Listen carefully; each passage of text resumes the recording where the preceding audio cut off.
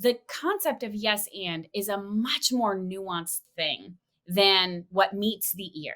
Really, what we're talking about is approaching the scene with equal parts acceptance and vulnerability and like courage to add your thing on top of it.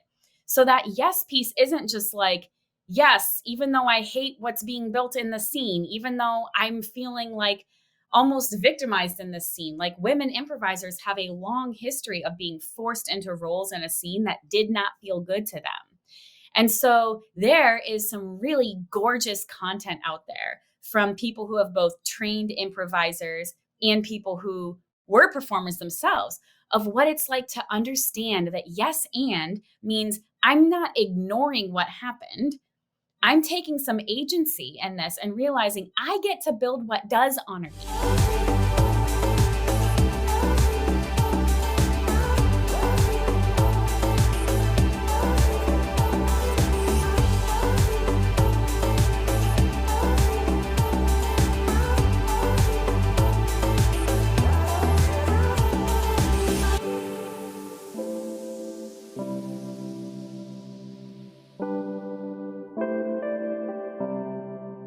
Hey, everybody. Welcome to a brand new episode of the None of Your Business podcast. And today's podcast is going to be super valuable for everybody. It doesn't even matter if you have a business or not. Today's podcast is going to tackle issues and themes that I think a lot of people really sort of struggle with. I don't know if it's struggle, but they're not comfortable with. Like, yeah, they're uncomfortable with.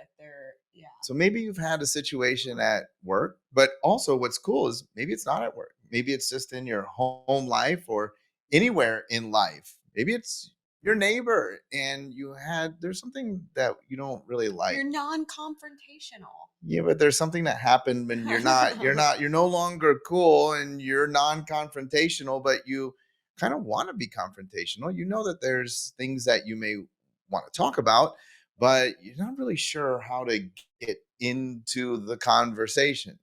We've done a little bit of work here on the podcast on difficult conversations, like how to enter into difficult conversations. And sometimes it's because, maybe as a coworker, you're not holding your weight, or maybe even I feel like you did me wrong many, many, many years ago. Or maybe even as we've talked about on past episodes, maybe you feel like you did someone else wrong and you want to have that conversation. But today we're talking specifically about when things happen and it kind of breaks a relationship. And it doesn't matter what the level of relationship is.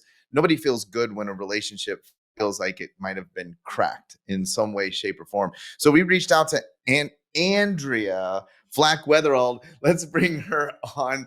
Oh, Andrea, I have so many Andreas and Andreas in my life. I just have a hard time keeping them straight. And it's not by like ethnicities. It's just Andrea. Trying to figure all of that out it gets twisted in my head. So I'm apologizing in advance. Welcome to the None of Your Business podcast. Thank you so much for having me. I've been really looking forward to spending this time with you guys. Well, you have a very interesting journey, and we always begin every single podcast with the same question. But your answer to this, I know, is going to be absolutely fascinating. The question is, how do we end up here talking to you? What makes you an expert at helping to put together relationships in the unique way that you do entering into difficult conversations? How do we end up here with you as an expert on this topic? You mean you don't have social workers turned comedians on here like every week? I mean, every other week. Every other week. I mean, it's the social worker part that throws us off. Yeah. So my professional background and my degree is in social work. And I had known for a long time that I wanted to go into that field. As a young child, I survived sexual trauma and sexual assault. And it was social workers who really stood in the gap for me and helped me heal and helped me process that hurt and figure out how to move forward with building a life that honored me. And that wasn't just about, this awful thing that happened. And so I knew I wanted to do work like that could help people restore a sense of hope and restore a sense of dignity in their lives. And so I got a social work degree. and started out, my first job out of college was on a behavior modification research study that was looking specifically at addiction and smoking cessation, but trying to figure out, how do you come alongside someone who's trying to make a big change in their lives in a way that's not patronizing, and not condemning. And, a lot of the times when there's a really important change that needs to happen, a doctor comes in and is like, look, if you don't make a change, you're going to die, or a judge comes in and says, if you don't make a change, you're going to go to jail, or you're going to lose your children, or something like this. And there's this heavy-handed ultimatum happening. So the purpose of the research study was to figure out, how can we come alongside people who are trying to make a change in a way that really supports their own dignity as a person, in a way that really is actually efficacious in helping them, first of all, make a change, attempt, and second of all, increase the length of time that they are in the maintenance stage of change. And so we used a lot of mindful improv thinking is what I have built since then. We used motivational interviewing is the word I'm looking for, which I did not create. Some really awesome social scientists by the names of Bill Miller and Steve Rolnick developed this methodology for encouraging change by asking good questions. So I absolutely loved this work. And in a series of events, after the study, was a time-limited research study, in a series of events that kind of shocked most people in my life, not least of all my parents, I found my way into producing and performing comedy. And I realized there's not an immediate bridge. It doesn't seem obvious why that would be a logical next career step. And I'm happy to discuss this more over margaritas sometime. But basically, I found my way into comedy. And what was so delightful to me is that improv wasn't just fun. It was like really, really powerful. Like, what's happening on an improv stage is rolling with change, accepting that you don't have control, choosing to have each other's backs and support each other's ideas, even after those same people failed in front of you, or even after you failed in front of them. Like, over and over, it's like immersion therapy in the skills that help you do life better. And so I got to thinking, after years of just like loving improv so much, and I just kind of like threw myself all the way into the deep end and just loved it so much. But I never would shut up about how meaningful it was to me. And so people started asking me to come talk at their thing. And I was like, I don't know if that's a good plan. Like, I need to have slides and like deodorant on. That's like a big ask. Like, so, but I'm so glad that I did, because my very first talk that I gave was to social workers. It was like full circle. There's a group of social workers helping folks who are refugees get resettled into the United States. And in particular, these social workers were helping refugees who then were escaping domestic violence that they were experiencing once they already had relocated here. So at any rate, that was my first talk. And it was this like life-defining moment of realizing like, oh my gosh, this is so powerful. And these skills that make improv work on stage can help us be successful off stage when we're doing really vulnerable, really difficult things, because all of life is improv. That's kind of like the most important takeaway that I hope all of your listeners can find a way to really tap into, because it's just true. Like, it is improv. And when you remember that it's improv, you can kind of find a sense of hope about whatever is going to happen in the future. Like, okay, it's not written in stone. I don't need to be so afraid of it. Like, it's improv. We're going to build to whatever is about to happen. But to land the plane here, since I've been talking for about 90 minutes, the answer to your question, how am I an expert? Look, I'm a fellow person in the trenches right alongside anybody else, but I have noticed in the years of teaching this and bringing these components of what I learned as a social worker and components of what I've learned as a comedian together, that my batting average for finding more joy in life and connecting more deeply with the people around me increases dramatically when I remember it's improv, and then think about the same skills that I'm using in my life as an improviser and employ them off stage. So that's been just my passion, is sharing this with people, because improv is just really freaking fun, first of all. And so it's like a low stakes, delightful way to practice skills that can restore marriages and make offices work so much better together, and help passionate people find more joy and be more effective in their work. It's so funny because, like, when I think of the word improv and improvising, it's this idea that you have to be extremely adaptable to your external environment, right? Mhm. And I notice, like, when I'm listening to you talk, yes, I mean, like, you have to improvise in life all the time. In fact, for us, some of the common traits that we see in very successful individuals is their ability to adapt and improvise in a moment, in a second. Mhm. So where do you, like, when you're helping people, where do you see they get most stuck? That inflexibility, that inability to adapt, that inability to improvise. Like, what do you see often, and how do you help them break through that? Because I imagine that has to come first. That's such a great question. No one has ever asked me that before, and I Oh, love that. I think the immediate thing that comes to mind for me is people get stuck in a rut of feeling justified in their resentments. Like when they feel like, I have collected evidence literally proving that you are a turd bucket, and I should not have to find a way to mend this fence with you. I can prove to anyone who cares to listen that I'm right. right and you're wrong, and that should be the end of it. And so when we collect this evidence and we've kind of decided my resentment, my hatred, my fear, my conviction that there is one way this thing can play out is correct. When that's where we're standing, we convince ourselves, well, there's not a lot of hope, you know? So the way that I encourage and invite people to work through that is by asking themselves the question, well, is it working for me to set the bar at what I'm allowed to do? Because it's improv. There's no rules. You're right. You are allowed to decide that you're not going to mend this fence. You are allowed to decide that you're right and they're wrong. And you don't have to forgive them. You don't have to do it. That's completely, totally an option.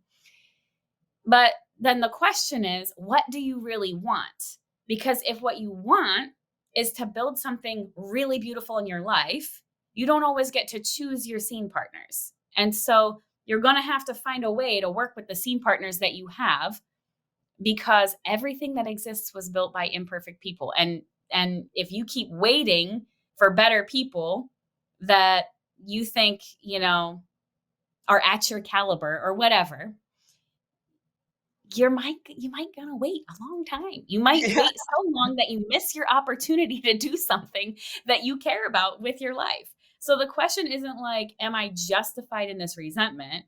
The question is like, is that resentment serving your purposes? Mm. And if it's not, then you're going to have to decide, yes, and yes, this person was unprofessional. Yep, I am correct that that was sexism that I saw or racism that I saw. And can I believe anywhere in my head that this person is more than the worst thing about them? Mm. That's one of the things I often encourage people to ask themselves. Like, can you believe that your scene partner is more than the worst thing about them? There's no erasure. There's no asking us to just ignore and pretend like things don't happen. And there's no ask to not hold someone accountable. I really Mhm. believe that we can hold optimism and accountability and compassion and empathy together. I think we can hold all of these things together at the same time. Well, you brought up this idea. You said that you love improv. I find this fascinating because if we were to just poll the viewers and listeners, most people would not be jumping up and down and saying and volunteering to go up on the stage, even if there wasn't an Mhm. audience, right? Just to do improv. Like, who wants to run up there with these five people and just do some improv? Now you're saying, Vulnerable, yeah, you're right? saying Yeah. like, oh, it's great. And the reason why you said that, I found it fascinating, was because it was a low stakes. Right? It had low Mm. stakes, which is interesting because most people would see that as high stakes. I even think like comedy over the margaritas when we get that chance. That's even higher stakes. But it's so there's low stakes improv, there's higher stakes comedy, but people, nobody would be saying, I want to give it a shot at going, unless you knew you had talent. But I would be afraid that people would not laugh. People would laugh at me because I was not funny versus laughing at Sure. me because my material was good. But all of that to say, you're saying that all of life is improv. But what I'm understanding here, though, or what I'm kind of feeling, and I love to sort of speak for the audience, if you will, is that the difficulty here is that even in the examples that you were given, is that life has much higher stakes. So while Yes. yes, it is improv, while I'm talking with my friends or my coworkers or even with my significant other, I can't just yes and my way through this. And because there's stakes, the other person might be mad. I might get fired. I might be ostracized. I might not be Mm. invited back for a second date, or I might be kicked out of family Thanksgiving dinner. How do we reconcile that? Because yes, that is true. It all is improv, but we get scared over the stakes when Mm. we think about that. Absolutely. Okay. Lots to unpack there. Mhm. So, firstly, I know what you mean about the idea of improv not feeling low stakes. So, the way that I think it's just important to point out that performance does not feel like low stakes. Performance is like a lot of people's like nightmare, and they wake up with like lots of boob sweat and like it's not great, you know? So, I get that. But improv doesn't have to have a performance component. In fact, I don't always do improv workshops anymore. Most of what I do these days is speak at events and that sort of thing. And if there's time, we can do like a workshop or that sort of thing, like a breakout session. But when you completely remove the performance component and just allow things to be like group activities, then it does reduce the feeling of like everybody's watching me and expecting me to be funny, which truly I understand why that feels like a living nightmare. I used to be so nervous before I would perform on show days that I couldn't eat the whole day. And I've destroyed more than one comedy theater bathroom out of nervousness. So just some empathy on my part. I get that it's scary. We're just getting to know each other like real well. And to your point about life has high stakes. And so it feels like you can't yes and your way through it. I wanted to touch on that because I think what I'm hearing from you is a level of resistance around this idea of yes and that makes a ton of sense. Because when you hear those words, they sound almost trivial. Like in real life, we can't say yes to everything Mhm. and we shouldn't, you know? Um, the concept of yes and is a much more nuanced thing than what meets the ear. Really, what we're talking about is approaching the scene with equal parts acceptance and vulnerability and like courage to add your thing on top of it. So that yes piece isn't just like, yes, even though I hate what's being built in the scene, even though I'm feeling like almost victimized in this scene, like women improvisers have a long history of being forced into roles in a scene that did not feel good to them. And so there is some really gorgeous content out there from people who have both trained improvisers and people who were performers themselves of what it's like to understand that yes and means I'm not ignoring what happened. I'm taking some agency in this and realizing I get to build what does honor me. I get to build what does serve me. I just can't do that if I'm knocking you down and being like, no, get out of here, and being super accusatory. A really beautiful example of this is in Sharna Halpern's book, Art by Committee. And she gives this example of a woman being on stage, and then a male scene partner walks on and says, honey, I brought a friend home from work, so I need you to cook us up another plate, or something to this effect. I'm not doing an exact quote here. And then she turns around and says, well, that's fine, dear, but I told you to call me Madam President when we're not alone. And so she like acknowledges, yes, the information that you gave me, I am working with. Yes, you decided that we're married. You decided that I'm cooking dinner. But what I'm deciding is that I am not your little 1950s leave it to beaver wifey that does everything for you and is commanded by you to whatever. Yes, and, and so what happens so often in life is we catastrophize. I heard a little bit of this in some of the examples that you may have been sort of exaggerating for fun, which I am a huge fan of. But, we get to telling ourselves, if I say this, I'll get fired. If I say this, I'll be excommunicated. And what I have experienced in my life is like, if you come in kicking doors down and flipping folks off, that might happen. But if you can find a way to honor your scene partner and say, I am approaching this with vulnerability, you can earn a lot of respect for yourself from your boss or from your grandma or from your Aunt Becky, who has all kind of opinions and conspiracy theories that she's peddling willy-nilly at the table. And so, there are ways to do it, but we tell ourselves that there's this dichotomy. There's do the emotional gymnastics to ignore, or smash it with a hammer, like come in and like drop the hammer and like, grandma, you're a racist. I don't want to be here anymore. And it's like, well, yeah, that might not serve your purposes, in the long run. But I do think that there is this way, and it's not just that I think, I have literally dedicated my life to exploring how do we have these vulnerable conversations in a way that says, I can honor what I believe in and my convictions, and I can honor my scene partner. I can battle ignorance without battling people, if that makes sense. This is really an interesting concept. And again, listening to you talk, it just makes me think, I completely understand the idea of yes and the front side of acceptance, the second side of vulnerability.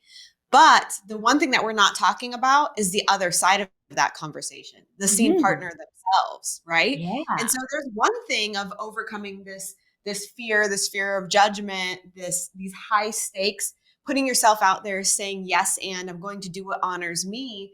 But then what happens if on the other side, I'm trying to mend this relationship, I'm trying to accept, I'm trying to overcome, and I'm met with a scene partner that doesn't give back or doesn't accept on their end. They don't yes and me back. Yeah. So, I think that's there is a chance that kind of thing could happen, because as far as I can tell, not every person has had the benefit of my gorgeous vulnerable conversations trainings. Yes. So since I haven't reached 100% market saturation yet, I think there is a chance that either you or your listeners may run into such a situation. And I know I certainly have as well. So, there's several things that can happen. First of all, there's lots of relationships we could be talking about. I'm thinking of different examples when this has happened to me. When you create content on the internet, people feel fine to just say like literally whatever to you because you're like no longer a person to them.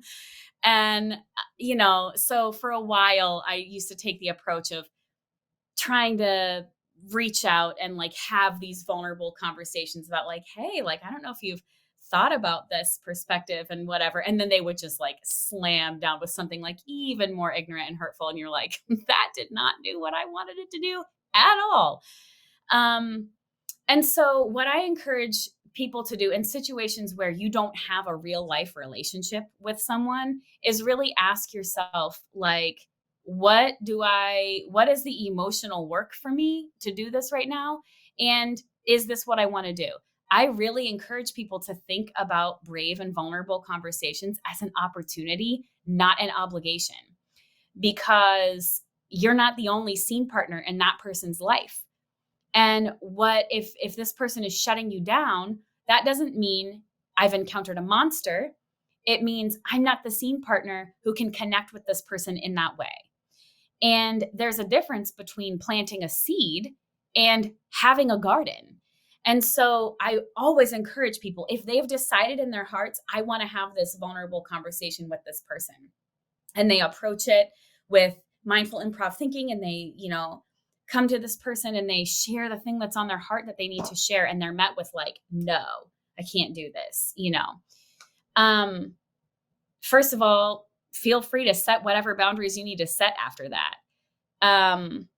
Second of all, understand that you don't plant a seed and then start screaming at it and be like, why aren't you corn yet? Like, we understand there's a germination process. and we understand that there's a lot happening below the surface that we don't get to see, that doesn't mean that that work isn't happening. And as someone who myself has been the recipient of that kind of feedback, of people coming to me and being like, hey, I don't know if you realize this worldview that you're holding is hurtful. Like, I come from a not super woke background, and I have had like a learning curve of, and I know that word woke, I should stop saying that. It means, I feel like things that make people feel some kind of way now. But what I mean is, I've had some learning to do in my life to make sure that my behavior and my words match the love that is in my heart. So if I had a do-over on answering this question, what I would say is, I've been that person, the other person in that half of the feedback loop. And I know what it feels like to be like shocked. Like, what? You think that I'm a racist? Like, you think that I'm a bigot? Like, what? No, I'm not. And like throw up all kind of resistance and block you on Facebook and be like, I will not. And like, the reality is that I'm so thankful, even if sometimes the way that that feedback was presented to me was not super workable in that moment and was mildly to moderately off-putting. I'm thankful that that feedback happened for me, because that person never got to see the work I was doing when it was just me and like the universe at night. And I'm checking in and being like, am I doing this thing right? Like, am I a good person?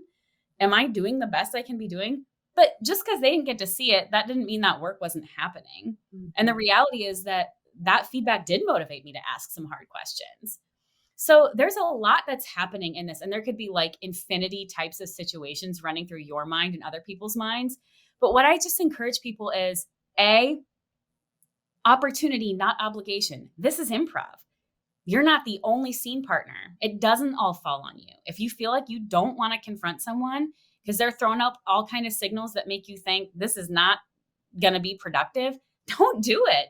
Trust the ensemble. That's a major part of mindful improv thinking. Trust the ensemble. There's more than just you, you know? You have hundreds, thousands, millions of scene partners in this world pouring their heart every day into how can we protect the environment? How can we make the world a loving, brave place? And you might not, you don't know. You don't know all their names, but their work matters and their progress matters, and they have your back. Even if you don't know that they do, they do. They have your back and they're on your team. I feel like too, so really like as the deliverer of this, somebody that's going to go into this to a scene partner, whoever they may be, it's really a yes and. So it's like, yes, I'm accepting, and here's the vulnerable component, and I'm okay with the outcome, right? No matter what it is. And so I think that that's really important. Like listening to you, it's I'm okay with the outcome. I can't have expectation of it because I don't know what's going to happen on the other side. So yeah. Well, I had somebody pull this line on me. I'm going to use it now. So this is fascinating. You should write a book. How about that? You have written I a book. did write a book. Tell us about the book. I am honored to have had Colin Mockery from Whose Line Is It Anyway wrote the foreword for my book. Nice. And my goal for writing it, I'm just the worst marketer and salesperson in America. It's on The book is Amazon. It's called The Funny Thing About Forgiveness. I got you. Thank you for having my back. I appreciate you right now.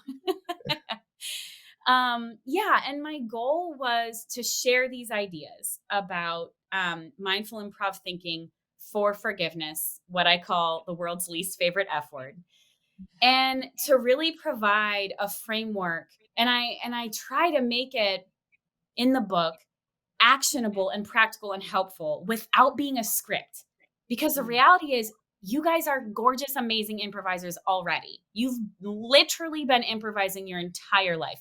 The last thing you need me or anyone else to do is be like, here's the script for when you have to give difficult feedback. Like, you cannot bring a script to an improv party. As soon as your scene partner says something surprising, that script is not useful anymore. And so, so in the book, I try to provide this framework for how we can tee up these vulnerable conversations to kind of lay the groundwork for success, and just give some examples of, in both in my life and in people that have shared their journeys with me as I've been teaching these ideas for a long time. People will often email me or message me on LinkedIn and tell me about their brave conversation and how it went using these ideas. So I try to give these examples in the book, um, so people can identify some best practices or some, creative maneuvers that they think would work well for them. Because I do not think we can, I shouldn't say we can't have one without the other, because what I teach in the book is that forgiveness is the prerequisite for confrontation, not the other way around. We so often treat confrontation like, well, I'll be brave and I'll muster my courage and then I'll walk in there and we'll see if they earned my forgiveness or not. But the reality is, forgiveness is the most important leadership skill. It's the most important life skill. Forgiveness is what creates freedom and your ability to like be tapped in the moment and find joy in your life. And so that's like really a lot of power to give someone else. Their lack of deservingness of your forgiveness has nothing to do with whether or not they should be holding the keys to your emotional freedom. So I teach in this book, you come in with forgiveness first. And that's like, to your point, about release, like not being tied down to the outcome, like whatever happens after this conversation, like I'm okay. That's critical pre-confrontation groundwork for yourself. But then you have this brave conversation and you no longer feel the need to choke the life out of it because you like need it to do something. You're open to whatever you're going to build together. And if this person is resistant and if they're mean and they're disrespectful, you have more information. In certain contexts that can be really helpful, because if you're trying to figure out, does this person have a future at my company or not? And you confront them with these mindful improv thinking ideas, and that's what they show up for you. That's how they show up for you. Well, that's quite a lot of clarity then. Well, I think that, and I'll wrap up with this question because I think this kind of somewhat brings it full circle, because the idea of improv is that we're unattached to the result. Like, I'm going to offer up my position or my offering, and then you're going to receive that. And I don't really have any control because, like you said, there's no script. It goes where it goes. There's a balance here, though, because you're saying, like, okay, so if I offer up my position and you were rude or you were mean, I need to then set boundaries. So I am somewhat attached. I'm not just completely like, well, you can do whatever you want and I'm just going to be fine with it. There's this fine line between, like, well, there is an outcome. Like, even if I'm just saying the outcome is you were going to be loving and respectful in how you received my offering, right? What I said. Or maybe I thought that, well, the boundary was that you were going to receive it and in work, except that you needed to come to work on time or whatever the thing is. How do we delineate? Because on one end, we want to be just completely detached from unattached from the outcome. But on the other end, we do realize that we have to do what's best for ourselves or the organization where you're talking Right. about leadership. How do we figure out where that line is? So there's like a micro lens and a macro lens, like the outcome of this conversation. I about made a weird word that was mixed between conversation and confrontation.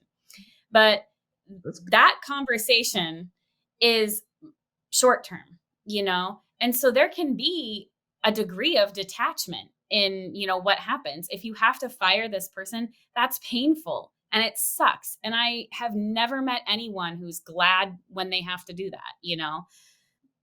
But it's also like your vision for your company, your vision for the future is not tied up in any one thing. Like, how I think about detachment is that there's a lot of faith in understanding that whatever is out there in the future is good.